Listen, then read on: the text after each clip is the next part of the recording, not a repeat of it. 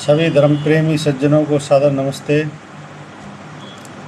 साथियों, मैं सत्य प्रकाश आर्य अपने इस YouTube चैनल पर इस स्वाध्याय सत्संग रूपी चर्चा में आपका हार्दिक स्वागत करता हूं। साथियों, उपनिषदों पर बात कर रहे हैं और उपनिषदों में प्रश्नोपनिषद इस समय प्रसंग में है। प्रश्नोपनिषद का तृतीय प्रश्न और तृतीय प्रश्न के 10वें श्लोक तक का कल हमने पूरा कर लिया था। आज 11वां श्लोक लेते हैं। क्या कहता है 11वां श्लोक? य एवं विद्वान प्राणं वेदन हास्य प्रजा हीयते मृतो भवते तदैव श्लोकः। इसका सूक्ष्म अर्थ जो संधि विच्छेद में दे रखा है इन शब्दों का, जो इस प्रकार जानने वाला, प्राण को जो इस प्रकार से जानता है, वह अमरत्व को प्राप्त करता है।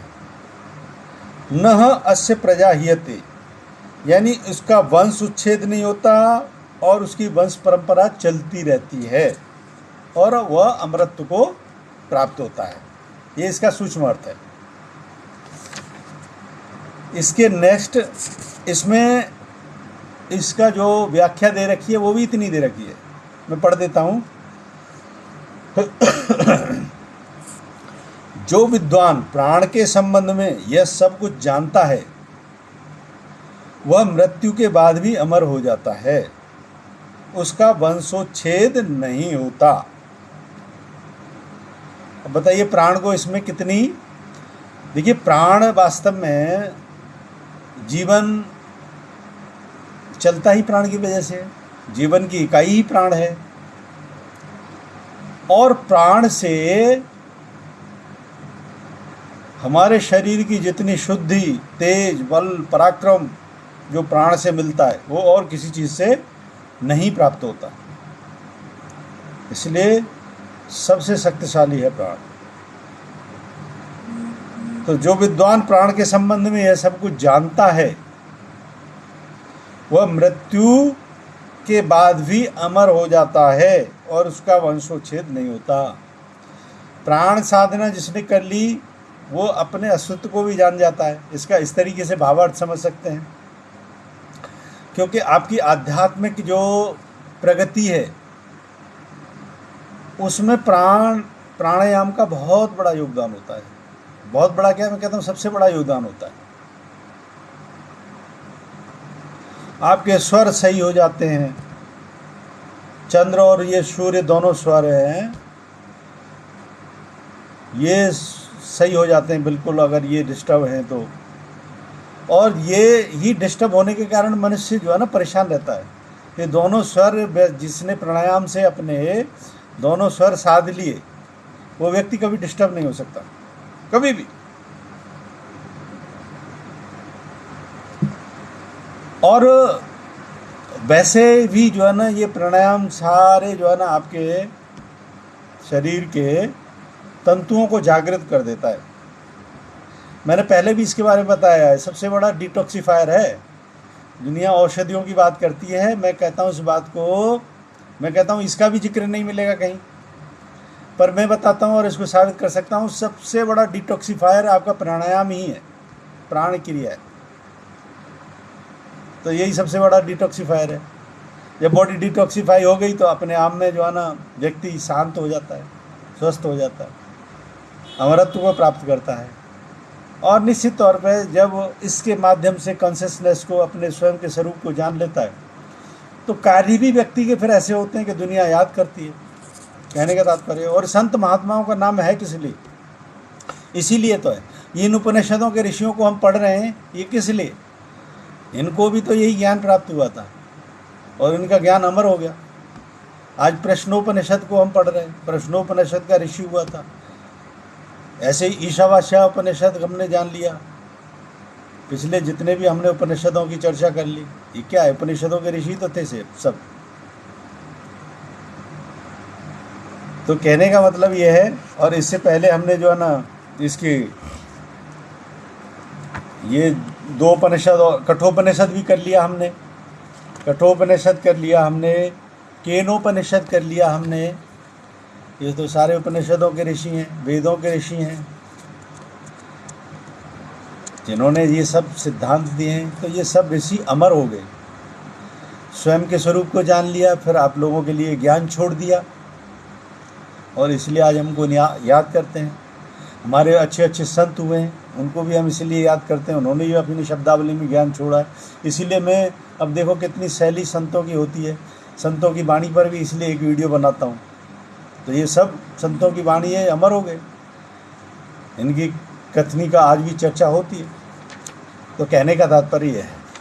एक और अगला श्लोक लेते हैं, क्योंकि इसमें तृतीय प्रश्न में 12 ही श्लोक हैं, तो 12वें श्लोक लेके इस चर्चा को पूर्ण करेंगे आज। क्या कहता है 12वां श्लोक? उत्पत्ति मायतिम स्थानम विभुत्वम चैव पंचवा आध्यात्म चैव प्राणस्य विज्ञायामृत मनुस्ते विज्ञायामृत मस्नुत इति। इसका भावार्थ है, प्राण की उत्पत्ति को, आगमन को, स्थिति को, व्यापकता को और 5 विभागों को, जो 5 प्रकार के प्राणों के विभाग हमने चर्चा किए, शरीर के अंदर आत्मा के साथ संबंध को, आत्मा में और ब्रह्मांड में प्राण की उत्पत्ति स्थिति आदि को जानकर अमरता को प्राप्त करता है, भोगता है, जानकर अमरता को पाता है। ये श्लोक भी यही कहता है। इसका भावार्थ इसमें इस प्रकार से दे रखा है इस पुस्तक में, जो विद्वान प्राण के संबंध में यह सब कुछ जानता है, प्राण के विषय में जो यह जानता है, इसकी उत्पत्ति कहाँ से होती है, इसके भिन्न भिन्न 5 स्थान कौन कौन से हैं, उनके बारे में हम चर्चा कर चुके हैं। यह किस प्रकार संसार में सब जगह व्याप्त हो रहा है, क्योंकि प्राण सभी जगह है, इसीलिए सब जगत में जो है ना जीव हैं। यह शरीर में तथा बाह्य जगत में अर्थात पिंड में तथा ब्रह्मांड में किस प्रकार तादात्म्य स्थापित किए हुए है। वह अमृत को चख लेता है, जो ये सब बातें जान लेता है प्राण के विषय में, ऐसा व्यक्ति अमृत को चख लेता है, यानी अमृत को प्राप्त कर लेता है, अमृत को चख लेता है। वो बात है ना, मृत्योर्मा अमृतम गमय। जीते जी अगर हम अपने अस्तित्व को जानते नहीं तो समझ लो हम मृत हैं,